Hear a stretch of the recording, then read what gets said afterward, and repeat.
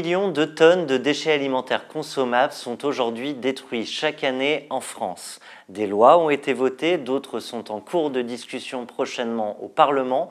Pour aborder cette question majeure du gaspillage alimentaire, j'ai le plaisir de recevoir l'un des acteurs du secteur en la personne de Mathieu Richer. Mathieu Richer, bonjour. Bonjour. Mathieu Richer, vous êtes directeur de la RSE au sein du groupe Casino. Alors je le disais, 10 millions de tonnes aujourd'hui chaque année. La grande consommation en récupère aujourd'hui un peu plus de 100 000 tonnes par an. Ça fait quand même un gros gap. J'en déduis que la grande distribution n'est pas la seule responsable du gâchis alimentaire. Exactement, c'est le cas en France. En fait, la distribution organisée est responsable à peu près de 15% du gaspillage alimentaire. Le reste du gaspillage se fait chez les consommateurs, chez soi. On gaspille des restes de repas, beaucoup de fruits et légumes qui sont abîmés ou qu'on n'a pas eu le temps de consommer, et puis beaucoup en amont, le reste, à peu près 35%, qui se fait aussi côté de la production et de la transformation des produits. Alors si la grande distribution n'est pas la seule responsable, il reste néanmoins encore beaucoup à faire. Beaucoup a été fait et encore le gap est assez important. Qu'est-ce qui est prévu, notamment chez un groupe comme le vôtre ? Effectivement, les 15% qui restent représentent des volumes importants, donc il est de notre responsabilité en tant que distributeur d'éviter le gaspillage alimentaire. Donc depuis de nombreuses années, on a mis en place des partenariats, notamment avec les banques alimentaires, pour donner les produits qui arrivent avec une date de consommation courte, qu'on n'arrivera pas à vendre, et plutôt qu'effectivement de les jeter, on va les donner notamment aux banques alimentaires.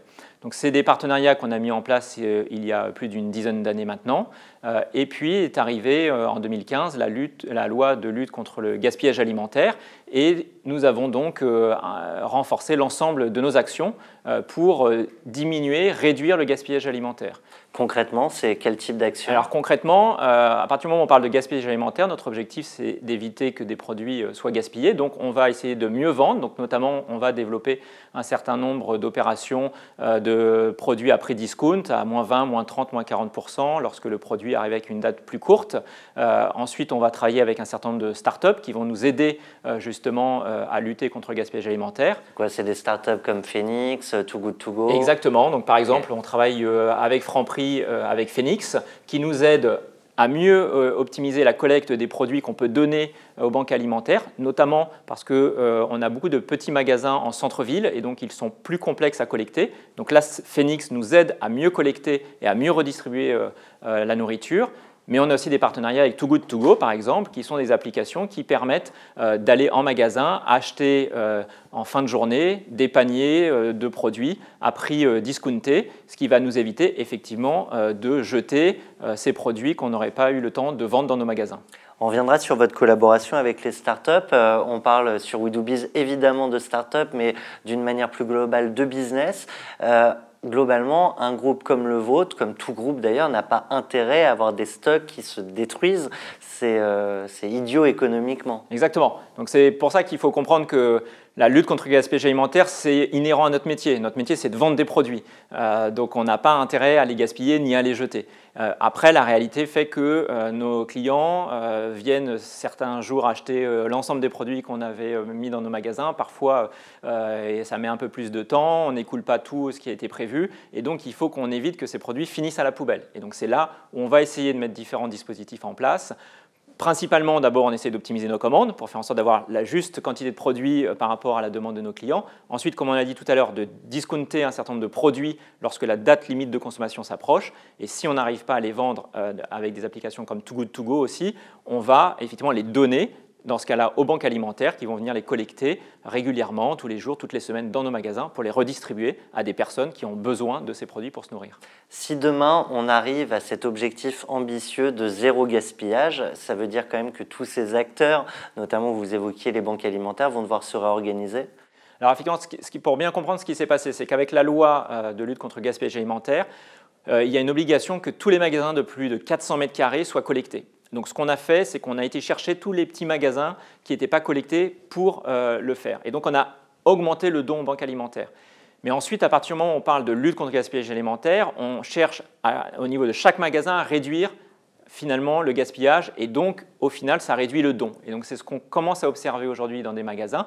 On travaille de mieux en mieux grâce aux startups aussi qui nous aident à mieux vendre avant que les produits soient à date limite trop courte. Et donc, on a des magasins qui donnent moins aux banques alimentaires, mais qui gèrent mieux leur stock, qui discountent mieux leurs produits, qui travaillent mieux avec des applications comme Too Good To Go. Demain, Brune Poisson souhaite mettre sur la table cette même réflexion sur les produits non alimentaires. Est-ce que ça va créer des opportunités, chambouler des secteurs ?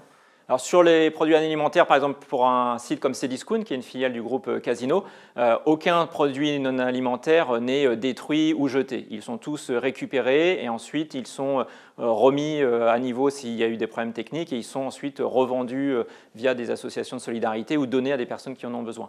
Donc on est favorable effectivement à ce qu'il n'y ait pas de gaspillage des produits non alimentaires.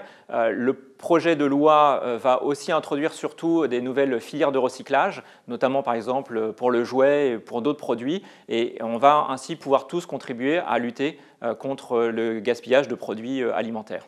Le meilleur moyen de ne pas gâcher, c'est de produire au plus juste de la demande. Est-ce qu'il y a des innovations ou des choses qui vont arriver ou qui devraient arriver pour justement éviter de surproduire ? Alors, effectivement, c'est une question d'avoir les justes stocks avec les justes clients, sauf que les achats dépendent d'un certain nombre de facteurs, y compris de la météo, qui est de plus en plus difficile à maîtriser, à prévoir, comme vous le constatez. Aujourd'hui, on travaille par exemple sur des projets pour intégrer dans le code barre la date limite de consommation du produit, ce qui serait très intéressant puisque ça permettrait en magasin, en scannant le code barre, d'avoir la date exacte où le produit doit être retiré ou vendu avant qu'il soit périmé. Mais ça permettrait aussi à nos clients, avec des applications en scannant leurs produits, de savoir que dans leur frigidaire, ils ont un steak haché qu'il faut manger avant demain ou qu'il y a une boîte d'œufs qu'il faut consommer avant après-demain. Donc ça, c'est des choses qu'il va falloir inventer. J'imagine que vous parliez de vos collaborations avec les startups, c'est peut-être des choses sur lesquelles on peut faire monter des startups qui nous regardent. Est-ce qu'il y a d'autres collaborations avec les startups dont on peut parler aujourd'hui chez vous ? Oui, alors effectivement, aujourd'hui, le système et l'économie des startups, pour nous, sont indispensables pour adresser ces grands enjeux. Et qui ne sont pas liés uniquement au gaspillage alimentaire. Voilà, exactement. Ce n'est pas forcément lié au gaspillage alimentaire. On a beaucoup d'enjeux sur les emballages, beaucoup d'enjeux sur la lutte contre les dérèglements climatiques, beaucoup d'enjeux aussi pour améliorer la solidarité. Et donc, on a besoin de cet écosystème de startups qui apportent des solutions innovantes pour résoudre des problèmes qui sont complexes à résoudre. Et on a besoin de coopérer ensemble pour trouver ces solutions. Je peux prendre un exemple. On a accompagné Microdon, qui est maintenant une start-up de l'économie sociale et solidaire très connue, il y a plus de 5 ans maintenant, avec Franprix. On a fait cette rencontre qui a permis de tester. C'est quoi, c'est l'arrondi solidaire ? Exactement, c'est l'arrondi solidaire en caisse. Donc on a pu tester cette solution avec les équipes de Microdon il y a 5 ans. On a fait le premier pilote et ensuite on a pu le déployer sur l'ensemble des magasins Franprix. Et aujourd'hui, c'est déployé aussi chez Monoprix, qui est une des autres filiales du groupe Casino. Ce qui veut dire qu'en caisse, vous pouvez soit faire un arrondi solidaire, soit faire un don sur le terminal de paiement. Mais on a d'autres exemples de startups avec lesquelles on collabore ou qu'on essaie d'accompagner. On peut citer par exemple Respire, qui est un produit cosmétique, déodorant, voilà, qui vient d'être lancé dans nos enseignes Monoprix. Par Justine Hutto. Exactement, voilà. Et ça, c'est une innovation qui est créée par des jeunes entrepreneurs et nous, on va essayer, on va les accompagner pour lancer ces produits, les faire connaître auprès de nos consommateurs et on voit une très forte réceptivité. Alors justement, parce que certaines DNVB, c'est comme ça qu'on les appelle, ces jeunes startups qui sont en train de révolutionner des secteurs, parfois on les associe aux gentilles startups contre les grands méchants mastodontes qui existent déjà. Vous êtes le mastodonte et vous aidez des startups comme celle-ci parce qu'il y a une vraie appétence des consommateurs aujourd'hui. Vous le voyez dans les achats, dans les flux qu'il peut y avoir en caisse. Oui, bien sûr, il y a une vraie demande de la société aujourd'hui de changer les modèles de consommation, les modèles de mobilité très largement.